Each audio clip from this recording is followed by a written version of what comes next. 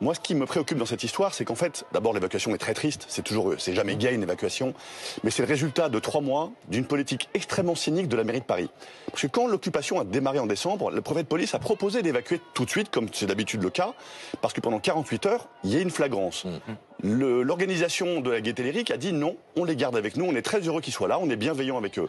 Le résultat, c'est que les salariés de la Gaîté Lyrique se sont fait agresser dans les semaines et les mois qui ont suivi. Ils ont exercé leur droit de retrait. Exactement. Après, et finalement, la concession était rompue, donc la Gaîté Lyrique aujourd'hui est vide d'occupants, il n'y a plus de concession.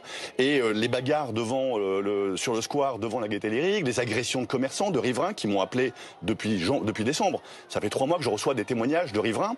Donc j'y suis allé quand j'ai découvert l'affaire Delia, la fameuse restauratrice voisine, qui est totalement paumée. Et donc j'ai parlé à des migrants pour échanger avec eux. J'ai vu beaucoup d'associations d'extrême gauche. La mairie de Paris, elle se sert d'eux depuis 3 mois. Elle se sert de ces migrants pour en faire un outil politique contre le gouvernement.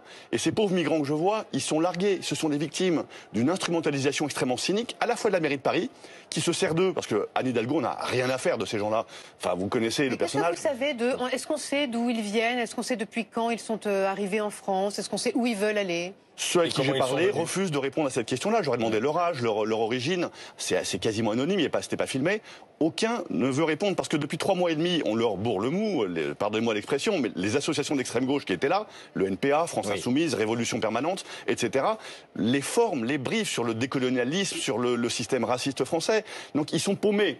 Et je dis qu'ils sont pris en tenaille entre une mairie de Paris qui se sert d'eux pour attaquer le gouvernement et les associations qui en font des militants revendicatifs. Et je suis inquiet pour leur avenir et j'espère que ça va bien se passer pour eux. Et je constate que les lignes ont bougé quand Rachida Dati a envoyé sa lettre à la préfecture suite à mon intervention en disant non seulement les riverains dont j'ai les témoignages sont menacés, inquiets, mais en plus Elia, elle est menacée de viol, menacée de mort, ses salariés aussi. Ça fait 3 mois qu'elle n'a plus d'activité et la police, pour l'instant, ne peut rien faire. C'est la gérante de la brasserie. Rachida Dati est intervenue et l'opposition fait bouger les lignes.